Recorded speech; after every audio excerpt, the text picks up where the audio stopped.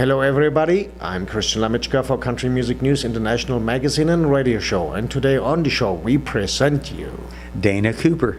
Dana, it's your first time here on Country Music News International. So It is. Can you please introduce yourself a little bit more to our readers and listeners who may be hearing about you for the first time? Okay, well, I appreciate you having me here.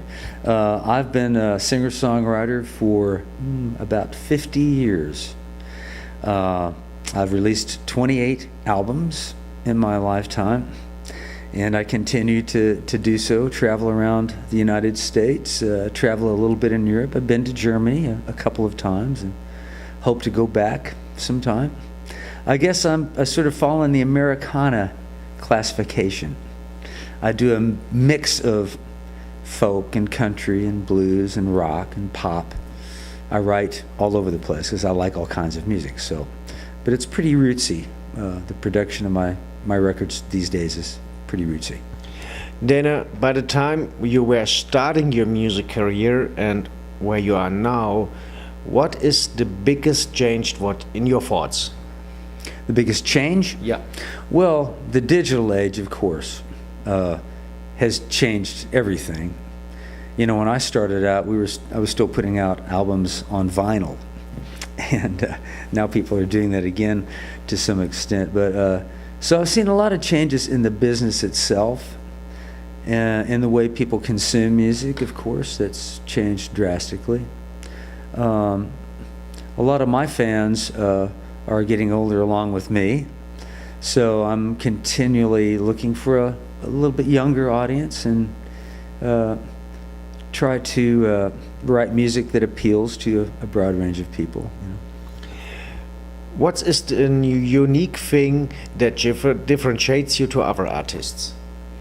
The unique thing that differentiates me?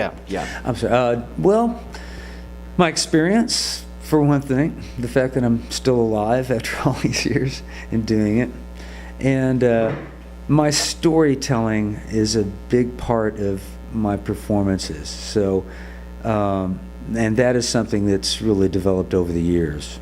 With all the experiences and the places I've been and the good people that I've interacted with in my life, I've accumulated a lot of experiences and a lot of stories. So my shows tend to be pretty entertaining. I hope to run people through the emotional gamut from laughter to tears if I can. But I think experience is probably the thing that differentiates me from most people out there. There aren't too many people that I know that have been doing it as long as I have that are still doing it and still alive. As I know is that a songwriter, when he's coming with a new song to the table, it's always the song which means the most to him. Mm-hmm. But when you look back now in your career, you wrote, I forgot, I believe more than 500-600 songs. So which one is the one that means to you the most? So which is the personal song for you? Well, you're right. Of course, the more recent songs are the ones we tend to claim and feel the best about. But there is the title song of my new record, Incendiary Kid, is really a song that it harkens back to my days as a juvenile delinquent and my beginnings in music when I first started going to dances, school dances, and playing music in bands. So I have a real fond place for that song. I don't know that I have a favorite, but that's the one that really speaks to me the loudest these days, I think. There are a couple of songs on the CD I had the time to listen to. When you have to pick up two more songs on it, which will it be?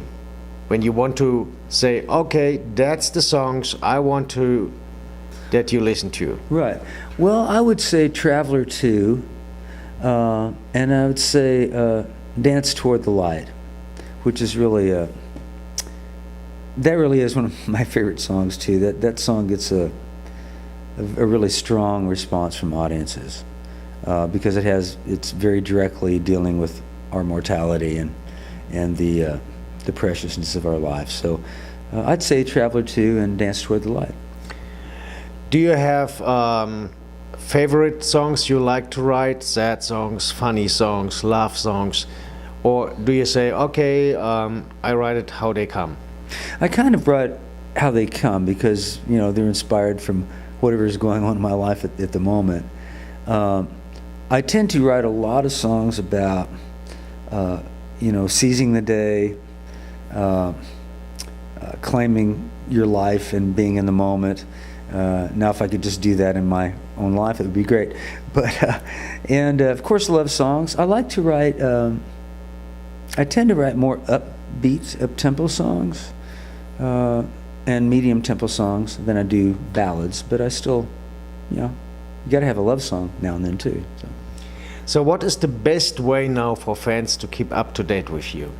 Well, probably my website, which is danacoopermusic.com. Pretty easy, danacoopermusic.com. I am on Facebook. I am on Instagram. I'm an endorsed artist on Airplay Direct, so folks in radio around the world can definitely find my EPK there and all my music there. I have 10 of my albums up on that site now, so it's kind of you can go all the way back to my first Electro album in 1973 there.